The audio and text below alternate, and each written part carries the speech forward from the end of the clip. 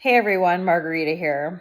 I'm going to film this episode today on the attempted murder that happened on my life on Labor Day weekend of 2021, which was done by my mother.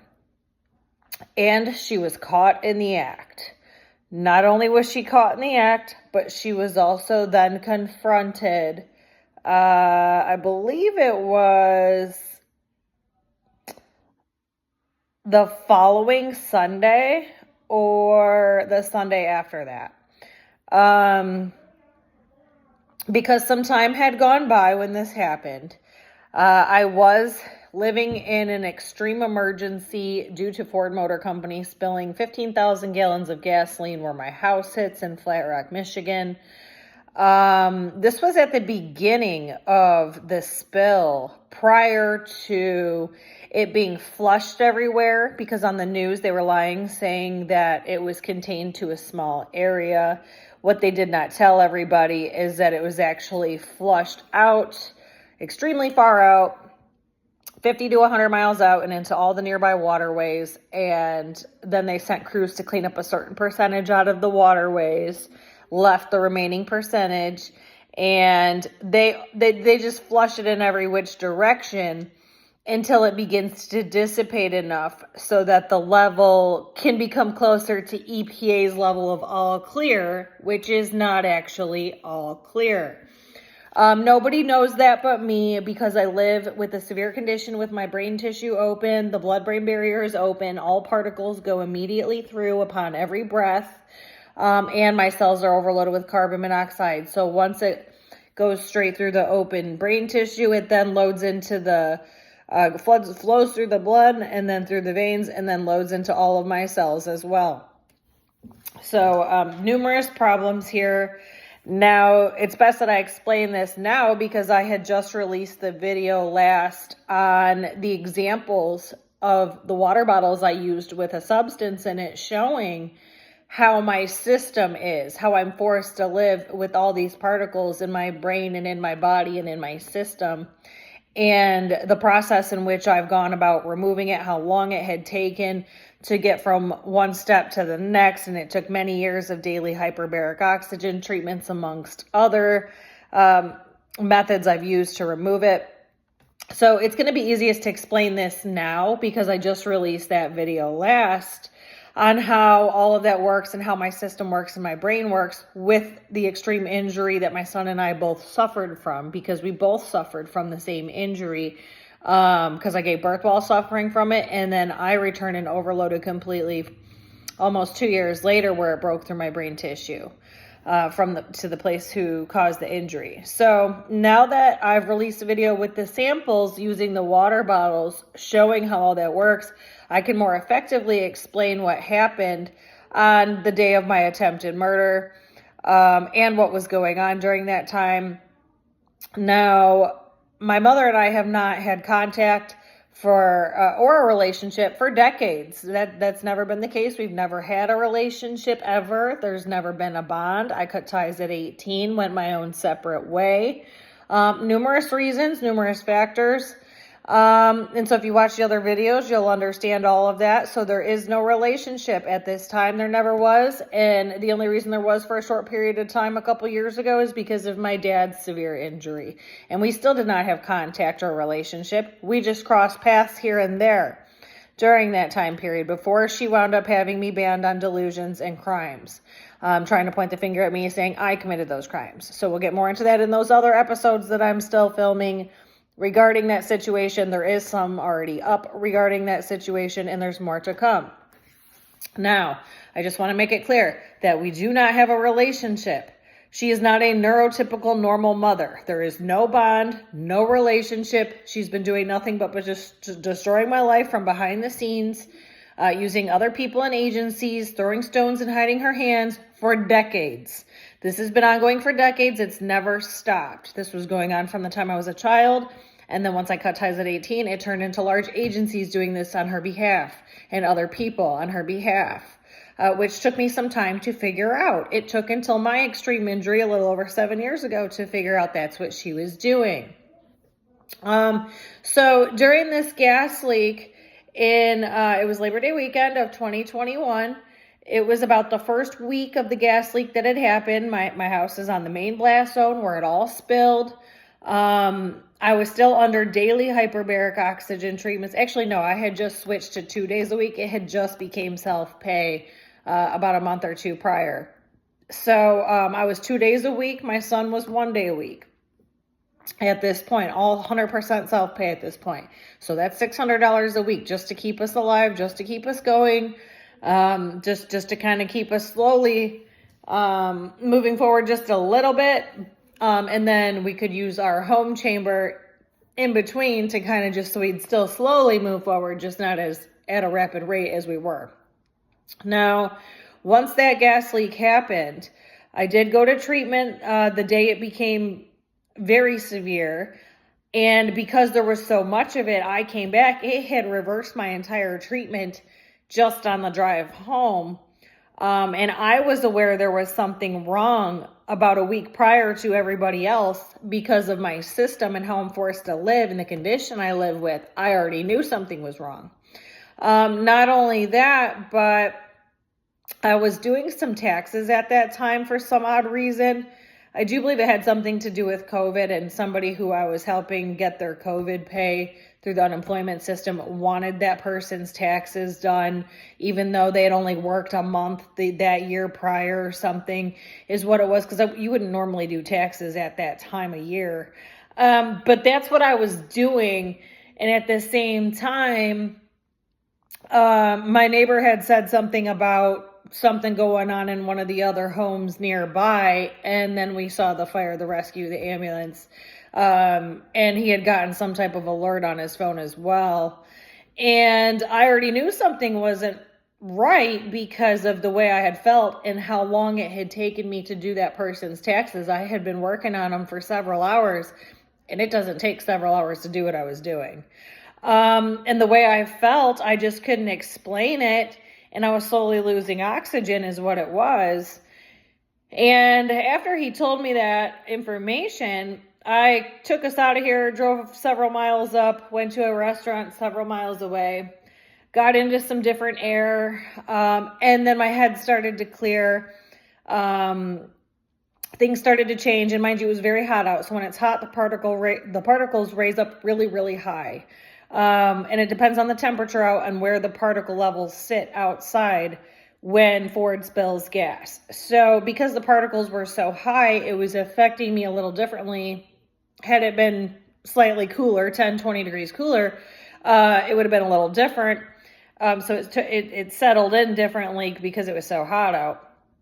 But once I had gotten to the restaurant, I then realized something was extremely wrong. It wasn't really known exactly where it was coming from, who caused it, or what gas exactly that it was. But I knew just based on me leaving for that brief period of time that I needed to remove myself from the area. So I came back, packed a bunch of stuff. On the way back, ran into numerous different cities worth of fire departments nearby on my street, and I had rolled down my window and I told them what was wrong with me, what had been going on, the condition that I have. And because of the way I look and because I'm not in a hospital, he wasn't understanding immediately how severe my situation was. But then he said it wasn't carbon monoxide. I said, no, it doesn't need to be carbon monoxide. My brain tissue is open. Everything goes through. Every particle of every kind goes through. So once he understood what I had said and the position I was in and what I just did the hour prior, he told me to pack enough stuff and get myself out of here. So I did that. I left. I got my own hotel for about a week. I was gone. And I was the last to find out that Ford had admitted they spilled. And here they were handing out hotels to everybody and vouchers. And I was the last to get one. And I was the most urgent situation. So then when I was trying to talk to the people at the city, they did not understand how serious my condition was as well because of the way I look. And what I was trying to say was what had been going on. Here, my home was my safe space for all these years where I was completely homebound and can't have particles of any kind. They weren't comprehending that I'm living already overloaded with a different gas, and the gas that they have spilled is now overloading my system with every breath I'm taking. They were not understanding that it was actually running through my entire system at that moment while I'm explaining what was going on. So they just weren't comprehending any of it, and then began a very large scale cover up as well.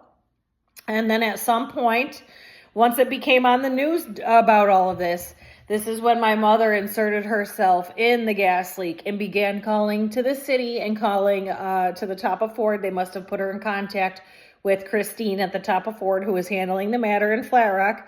And they began passing delusions about me back and forth. She's telling them I was never injured. I never had a serious injury. Neither did my son. It's all a mental disorder. It's all made up. I'm known to lie. I've always been known to lie. None of that was ever real. I wasn't aware that she had done this right away. But I realized as soon as it was on the news that that's what she was doing. And then the lady, Christine lady from Ford, had then reached out to Charmaine directly. And I didn't give anybody her phone number, which means it came from my mother. So she then told them, yeah, she has a psychologist involved because she has this mental disorder. Here's her phone number. And she also has a drug problem. The lady then calls Charmaine. Charmaine can't give her any information legally. But that's how we know what was said and what was going on, because the lady had given Charmaine my mother's delusions over the phone, basically.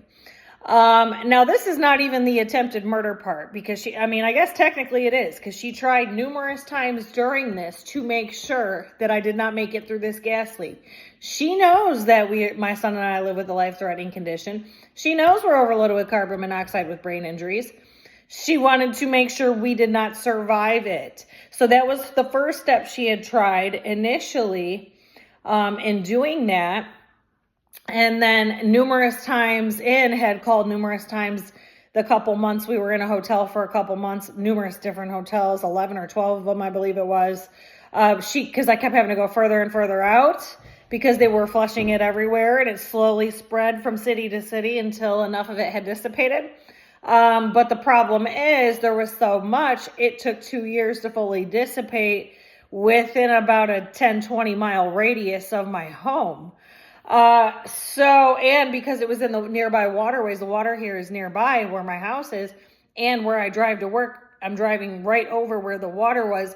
The particle levels were still so high that entire couple years. So she had tried numerous times to get the hotel cut off.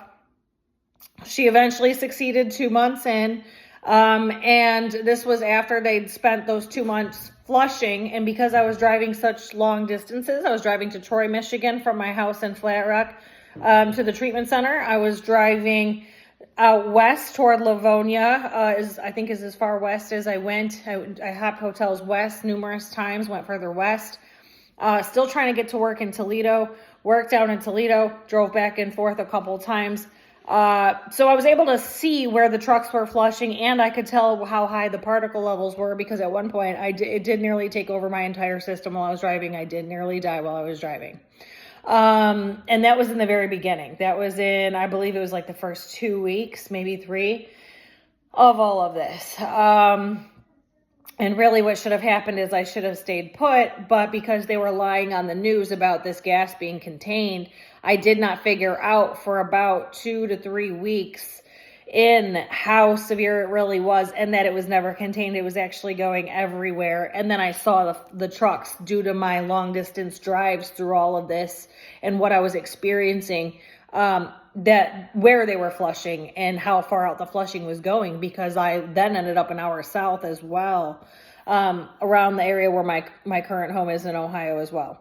So hour north, hour south, 40 minutes west. I saw everything. Not only that, but because of that, I ran into numerous crews who were called in to do the cleanup work of it all, and had talked to numerous different sets of crews who worked for them to clean it up as subcontractors. So here I was gathering all this information in person. My mother did everything in her power to make sure that they cut our hotel off, which did take her numerous calls and numerous sets of harassment, different people harassing me over the phone, making false statements to me, screaming delusions at me on the phone, and then eventually getting our hotel cut off 2 months later. Now, that's not even the attempted murder that I'm talking about, but that is what that was. That's what she was attempting to do, because she knew that if we took in enough of those particles, or if we were forced home to live in them, that my son and I were not going to survive. And that was her goal. And I will get more into why that is the case, because there's a huge plot twist on why there's been so many hits put out on my life, because it's not just what I said.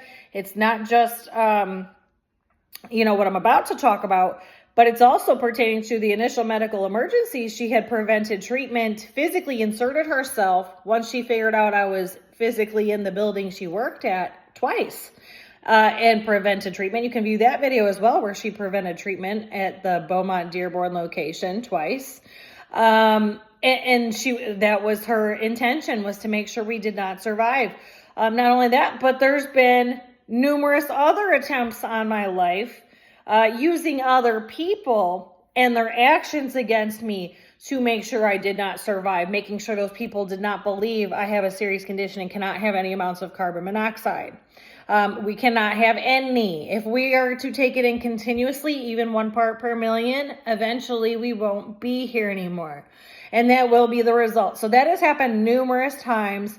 And there's been numerous sets of people and agencies who have also put my life or mine and my son's life directly in danger during other spills or with carbon monoxide or other situations, with how we're forced to live, directly put us in danger numerous different times, numerous different situations and people and agencies. So I'll get to that way later on, but there is a reason for all of this, because now I've just mentioned several sets of situations where that was the intention. So now we'll go back to where the gas leak had all happened, where it had spilled. I was not aware it was being flushed everywhere. They were still on the news telling everybody it's contained to this very small area in Flat Rock, and it's being cleaned up, and that's it. Well, everybody else has a blood-brain barrier that's intact. So if you watch my previous video that I released before this, you'll understand how all of that works. Or if you go in the section that I labeled the blood-brain barrier and view those videos, you'll understand more about it. The rest of the population has that intact. So they would never know that that's a lie unless you're living that way, with it extremely open in the manner in which my son and I are. Because nobody usually lives through an extreme brain swelling episode where the entire blood-brain barrier is completely gone. So that is what happened to us. That is extremely rare for it to be that extreme of a situation, which was why we were under so much treatment, why it took so long and so many treatments to get us, it's still not sealed, but to get us to where we are today. So going back to that Labor Day weekend, so it was about a week in. So since they had just started the flushing from the epicenter, so from Flat Rock, here they are flushing outwards. My parents live in Brownstown, so they're a little west. It takes about 10 minutes to get there from here. And it hadn't quite made it to where their house was that first, I'd say it was like 7 days. Hadn't quite made it there yet, but it was working on it. And at the time, I believe my hotel it was either the one I was still paying for in Monroe, or the very first one that I got paid for by Ford was in Southgate, Michigan. So that's still about, 10, 12 minutes north. And the one I got initially was about 15 minutes south. So either way, those two hotels were not affected just yet either. Now, because I said I have the home hyperbaric chamber, I was still attempting to go to the center from the hotels. I was still going to the center to treat for a little while during this. And then there became a period where we had to stop because there was so much flushing and it had spread so far. It was extremely dangerous and life-threatening. We had to stay put as far out as we could from it. So that happened numerous times as well. But I did remove my home chamber, pack it up in the carrying case. You can view that video as well, how it does fold down into a case. You can transport it and reset it up somewhere if you need to. I took that chamber And I had moved it to my parents' house in their basement. Their basement is finished. My dad did all of that himself. It's carpeted. It has a ceiling. It's all finished. He did that long ago. And the only reason I had taken the chamber there and we were over there with it is because we had contact with my dad. We had maintained a relationship with my dad all of these decades, even though there was no relationship with my mother. Now, at this time, my daughter was not in town. She was out of town with her dad's side of the family. I believe she was in Missouri. She was not here. She was not in the state, nowhere near for that weekend or for that time period while this all went on. So that plays a role, because then something else pops up a little bit down the line when my mother gets confronted about the attempted murder. Now we took the chamber to my parents' house. It was my younger son and me, and then it was the lady who was working for me, who knows how to use the chamber, because again, you have to have somebody on the outside running it. So she was the one during this time running it for me on the outside. And she was there with me. So it's just the three of us. We arrived there. The incident about the spill is on the news on their TV. My dad is watching it. You could tell right before we had arrived that my mother was repeating delusions to him, and the way he was acting when we had arrived and the things he was saying were inappropriate. And it didn't make any sense. He wasn't understanding how extreme it was for my son and I, even though he had already been spoken to by the treatment center and how serious our condition is and what was actually going on. My mother had already re-brainwashed him back to believe none of that was real. Same with my daughter. So we get the chamber in the house. Now, again, we would normally not ever be there for any reason whatsoever. We don't go there ever. There's only been a couple of Christmases where we've ever went for a couple hours ever. We don't go at all. Again, my younger son has no relationship with my mother. He only has a relationship with my dad, and that's because my dad kept a separate relationship with us, and he always comes to my homes. So the lady working for me and I were in the basement. We're setting up the chamber. It does take quite a while to set up, especially if you're losing oxygen to the brain and you need to get in there kind of quickly, which has happened to me on numerous occasions. It takes some time to get it set up and get yourself in there. Not only that, but once it's on, it runs with two motors using room air to fill the chamber, and then it uses the concentrator to concentrate oxygen into the chamber through that tubing. And it's all very loud. But my mother doesn't know that because she's never been allowed in my home and she's never seen it up and running or heard it or anything. So here we were in the basement trying to get it together. It did take us about 40 to 45 minutes to get it all together, all put together. And here I'm trying to struggle to get it put together because the instructions are in my head. They're in my memory. They're not on paper somewhere. Here we are in an emergency trying to transport this thing and all the different parts to it and get it down there and set up so we could get myself in it because now it's getting... I wasted the money going to the treatment center the week prior and coming back just on the drive back. So at this point, there was no point in doing that. We're better off getting ourselves in the chamber, and trying to use it, but we wouldn't be able to use it in my home. Not only that, the gas levels in my home were so high. It was very extreme. Just being in the home, not even being in the chamber was going to kill me. And here we were trying to get me in the chamber at their house, and we're in the basement. Here we are putting it together. There's been quite a few times I've had two phones. So at this time I had two phones. Like currently I have two phones. I had two phones at this time as well. And on those phones is an app. It's a Bluetooth app for the plug to be able to turn each motor on for the chamber. So there's one for each motor, two motors. So that's how I was the one using it to go at the rate I needed it to go under pressure at the rate I wanted it to from my phone from inside the chamber, because you can take your phone in those chambers. So you can view the videos on the hyperbaric oxygen chamber, the home one that I have, and how loud it is, how it works, how to use it, how it blows up and then deflates. You can see it in the video how loud it is. So here at that time, that's how it was set up through my phone app.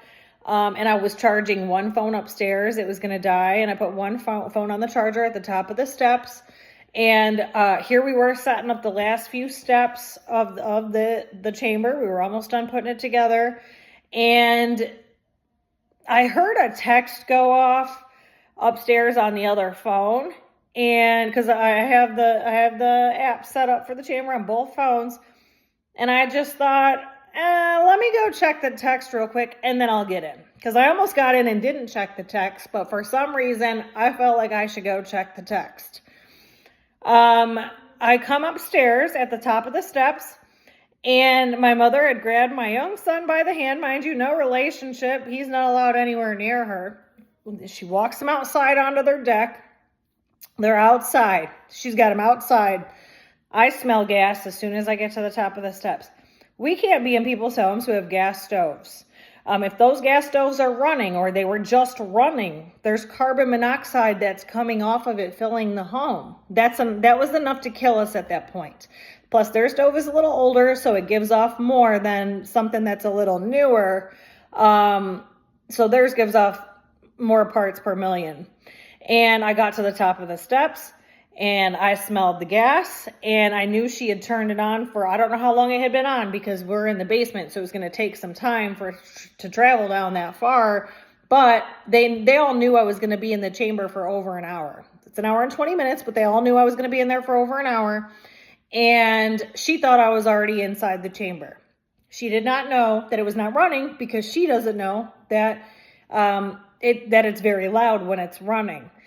So that there's another clue right there. She didn't know that because she knows nothing about me or nothing about how any of this works or has no knowledge on it, but she knows that it's lethal to us. That's why she grabbed my son by the hand and walked him outside to the back deck. So she could look like this amazing woman once I was dead was her intention. That she thought she was going to get to have custody of him, and she took him outside so he would live through the incident and I would be dead. That was her intention. So had I gotten in that chamber and not checked the text that went off, I would have been in there an hour and 20 minutes. The entire chamber would have filled with carbon monoxide. So would have the concentrator portion that filled the oxygen mask. The whole thing would have filled with it. And where we were at that point, if you view my previous video to this, where I show how overloaded our systems were with the different cloudy bottles, we were at the extreme level where it was still very serious and we still could not have even 1 part per million of carbon monoxide at that time. It's a little different today, a little over 7 years in, but this was 3.5 years ago. So at that time, we still could not have 1 part per million. Her intention was for me to be dead when I got out of that chamber. If I had gotten in there and not checked the text, the lady that was working for me would have pulled me out dead, is what would have happened. That was her intention, and that's what almost happened. And the only reason it did not happen is because my phone went off at my second phone or my first phone. I don't know which phone was upstairs charging. Whatever phone was upstairs charging is the one that went off. And if I had not checked it, I would have been dead. The lady who worked for me would have pulled my dead body out of that chamber. That's what would have happened. And that was my mother's intention. Now, because I got to the top of the steps, I decided to check the text. I noticed immediately as soon as I got to the top of the steps what she had done. She had cranked up the oven to a really high degree. They had either already ate dinner or I'm not really sure if they had ate or if they had not ate. I think they already did. But here she was, because the lady who worked for me saw her doing this. She followed me up the stairs after she heard me yelling, because I started yelling immediately.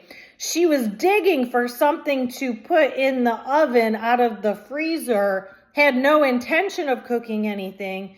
She had intent to kill me. There was no intention of eating any dinner. There was no intention of any of us eating any dinner, or my parents eating that late. I believe they already ate at this time. Not only that, so she was preheating the oven basically, but she turned it up to really high level, had nothing pulled out, was just trying to find something to shove in there so it didn't look like a murder, thought I was already in the chamber, wasn't expecting either one of us to come back up the steps for quite some time. But had taken my son outside onto the deck to make sure he lived through that incident so she could look like this great person who she thought because she always thinks she's going to get custody of my kids if something happens to me. This is this long-running delusion of hers. For some reason, she thinks the dad gets skipped over and the dad's family gets skipped over. And for some reason, she thinks all of my kids go straight to her for some reason. This has always been going on for decades. So, yes, my son's out on the deck. He's not breathing it in. I noticed immediately, and the ironic thing is, my detector, I still carried it every day, all the time, every place I went, and I did bring it in their house, just knowing that they have a gas stove, knowing it's a little older, just in case she tried something funny, because I know how she is. And ironically, my batteries on it were dying. So I knew that going into it. So I checked just when we first got there to make sure there was no carbon monoxide in the home, lingering from them eating dinner or something. And there was not any. It was on initially. It was next to my phone on the counter. However, because the batteries were dying, it wasn't on continuously. I'd already checked the home. There shouldn't be anything coming into the home. But she intentionally turned on the stove so that a very high level would start filling the home. And it would have been more than a couple parts per million. I don't know how much their stove gives off when it's full blown running, because I haven't been in there since my injury with that stove in over 7 years. So I wouldn't know exactly what it gives off, but I know it's a pretty significant amount. So at this point, my detector battery had already died, but I had already checked the home. There shouldn't be anything coming in. And here she was digging through the freezer, looking for something to toss in the oven. The oven had been on for several minutes at this point, if not closer to 5 or 10 minutes. We're not really sure exactly how long enough for it to fill the main floor for sure, and me to start sensing it at the top of the stairs that it was on. Because I hadn't gotten all the way to the top, but I was pretty close to the top as soon as I smelled it. I knew exactly what she was doing. I knew it was intentional. The intent was to kill me, and she thought I was long in that chamber. She just didn't know it took 45 minutes to set up, and she didn't know that once it's running, it's very loud, so you would know when it's on. So she fucked up big time by not realizing those things, and by taking my son and putting him on the deck, knowing we have this severe condition, knowing it would kill us. That's why she put him out there, because she knows he has the condition too. She knows he's as sick as I am. Now, at that time, that's how serious our injury was. We could not literally have not even 1 part per million of carbon monoxide at that time. The amount that would have pumped out through that stove into the house, that would have eventually filled the basement as well, and it would have eventually made its way into my chamber with those motors filling it, with the room air filling it and all that. Me being in there an hour and 20 minutes, I definitely would have been dead at the end of that. And she knew it. That's exactly what she was doing. I don't even think I finished reading the text. I started to read the text, and it didn't even matter because I started yelling. And that's when the lady who worked for me came running up the stairs, knowing what my mother had just done. Just based on what I had just the few words that came out of my mouth, she knew exactly what happened. So right then and there, I flipped out, started yelling, basically confronted her right to her face about how she just tried to kill me. You just got caught in the act. Here's my witness right here. That's why my son is out back on the deck. My dad's acting like that's not what's going on. Mind you, right before we got there, here she was pumping him up full of delusions. I don't even know what she was saying to him, but stuff that wasn't real. I know that because he was yelling these things that made no sense and acting like I had no injury, and the things he started saying once this all started did not add up. So here he was already kind of pumped up before this, and now this is happening and I've caught her, and now he's acting more funny about it because she intended on doing this all along. This was her intention. So immediately I looked right at the lady who worked for me. She knew that I knew that she knew. We grabbed my son by the hand. We ran straight out. We left the entire chamber. We never turned it on. We got straight in the car and we left. I never finished reading the text. The argument got cut short. We knew exactly what had happened, and we got in the car and left, and that was that. Now, because it was such an extreme emergency, with the gas spill, and shortly after this, it did spread toward their house and then all the surrounding areas for some time, for some months, probably over a year at that point. I think it stayed near their house in the surrounding several cities for over a year, as well. But because it was spreading quickly, they were already flushing for a week. It was already making its way over there, and it was so urgent that we leave, and what she had done was so absurd, we booked it out of there and we went straight back to our hotel. Now, because everything spread so quickly, and here they were just flushing and flushing, there was no point in me even trying to use it at their house either, because the particle levels were so high. Let's just say that she wasn't there and that wasn't going to happen. It had taken over the entire general area, a good 20, 30 mile radius. It was very, very strong for some time, for some months. And it wouldn't have been usable at their house either. But because of the extreme nature of all that and how it started to spread and circulate through a wider area, a wider radius, I wouldn't have been able to use the chamber at anybody's house I knew in a 20-mile radius. So at that point, and what my mother had done, we had just left the chamber. We quickly got ourselves out of there.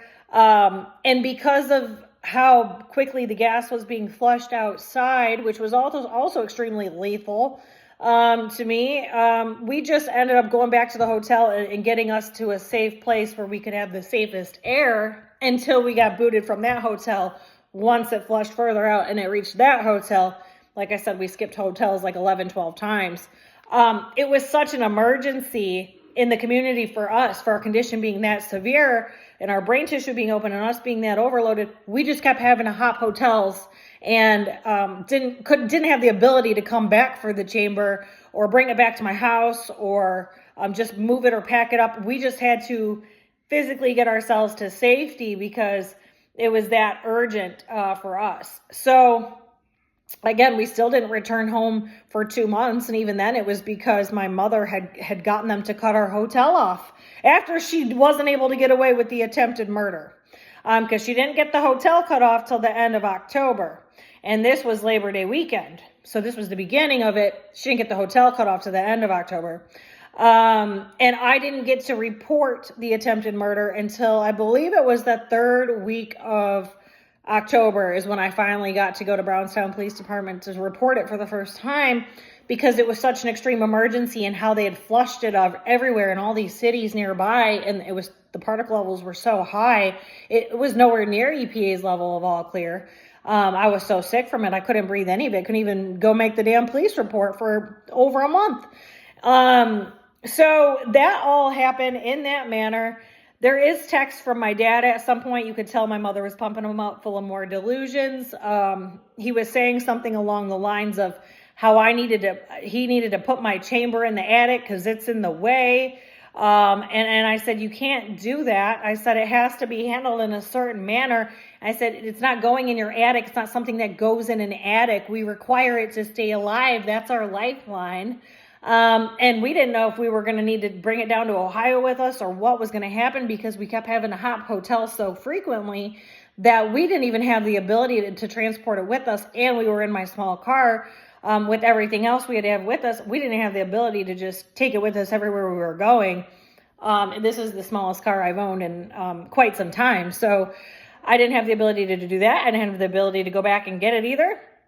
And here he was texting me all these crazy things. I do have them saved, screenshots of them.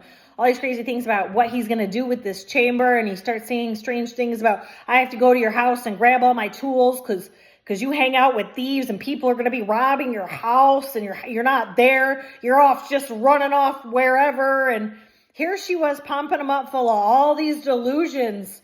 All false information about me or my lifestyle and what's actually going on. And here it was all coming out of his mouth in texts for months during this.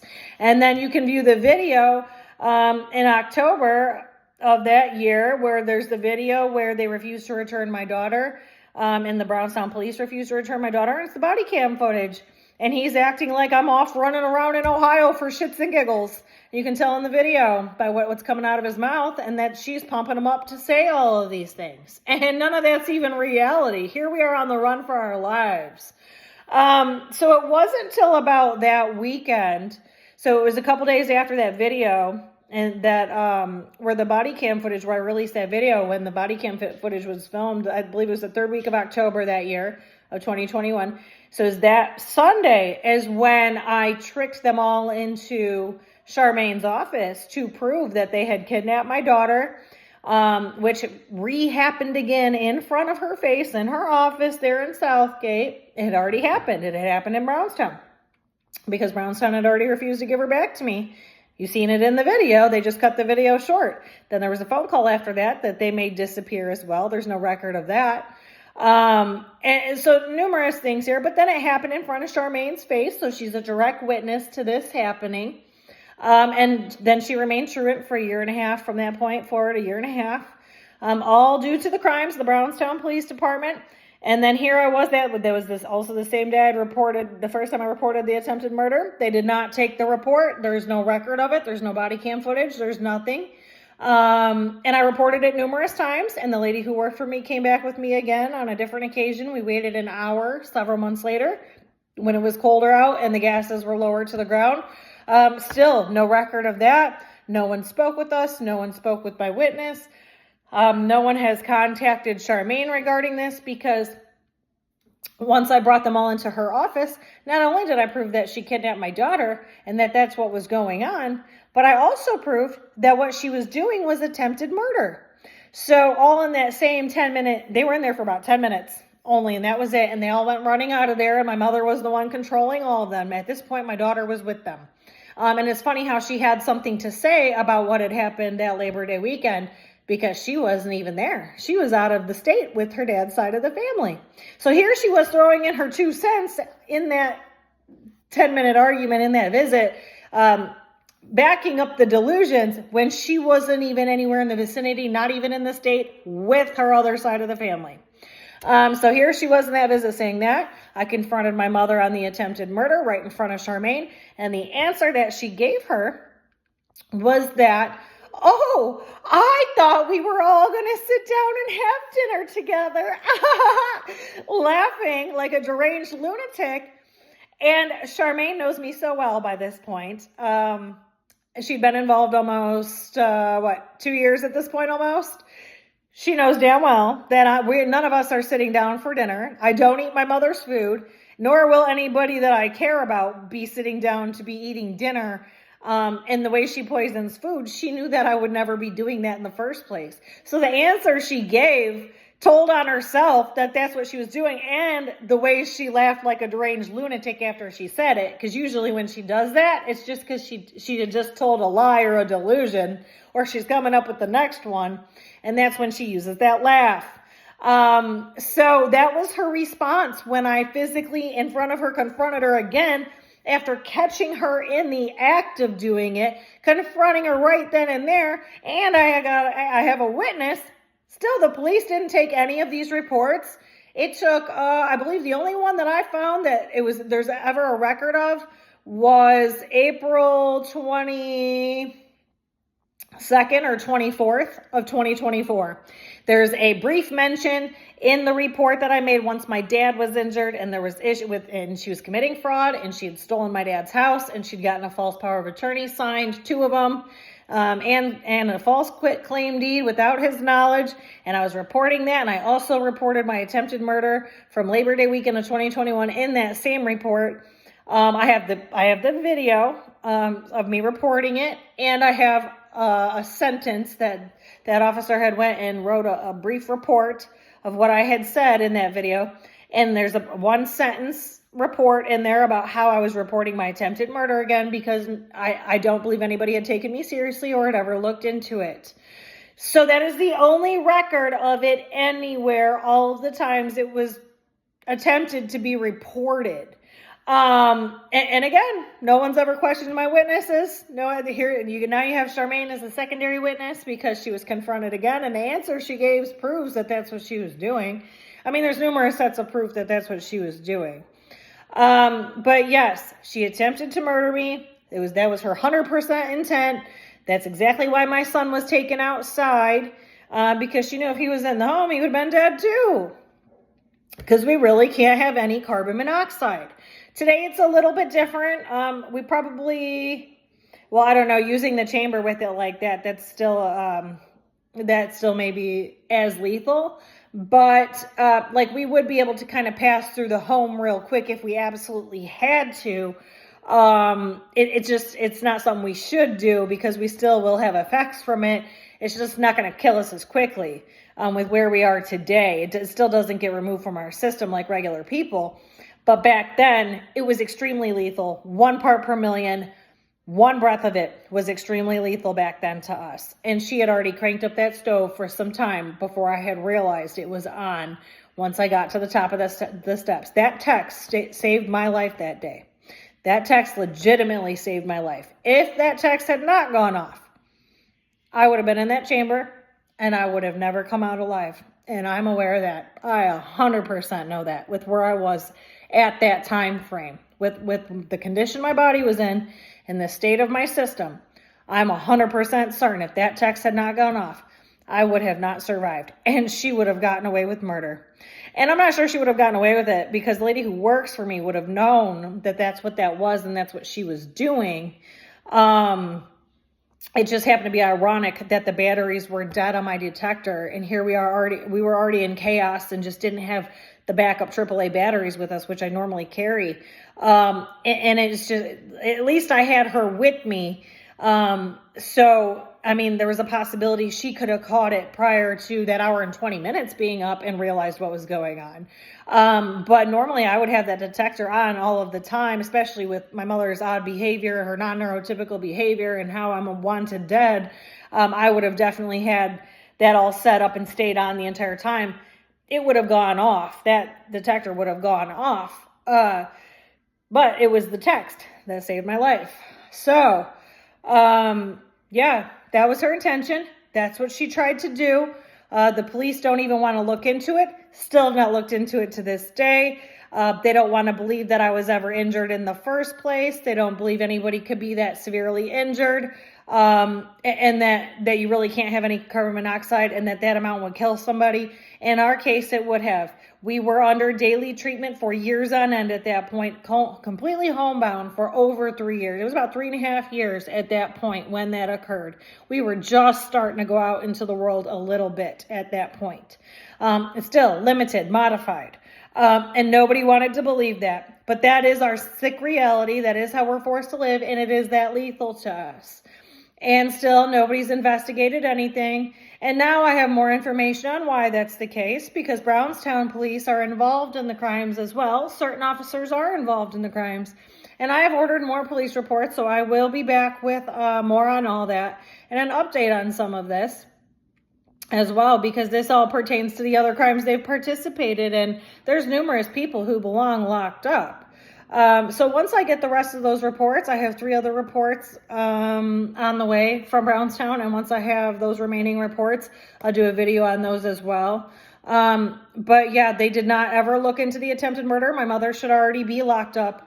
My dad should have never even had his injury because if she was locked up for the attempted murder on my life, he would have never been injured in the first place. So I'll get more into that later. But yes, that should have already happened. Still, nobody's looking into it to this day. She did get away with attempting to murder me. Again, numerous witnesses. That was the intention. And if you look at all the other actions during what was going on, that was still the intention on to making sure I did not survive the large Ford gas spill, which was extremely lethal to us. So it wasn't just the carbon monoxide. It was the Ford gas spill was as lethal as well because of the large amount of it and the distance that it had traveled and the way they were lying about it. And here I was trying to outrun it.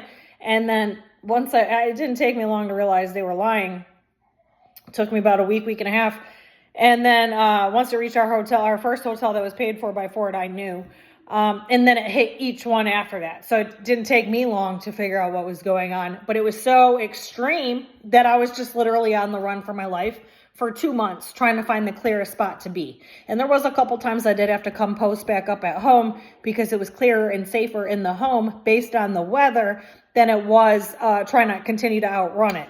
So I did that a couple times as well. There was a couple times I did have 2 hotels, one way over here, one way over there. And then in the between, here I am running back home. Whichever one was the clearest, and based on the weather, the conditions, I started to begin how to figure all this out. That's how I know how it works today and how they still keep spilling today and the numerous other spills they've done.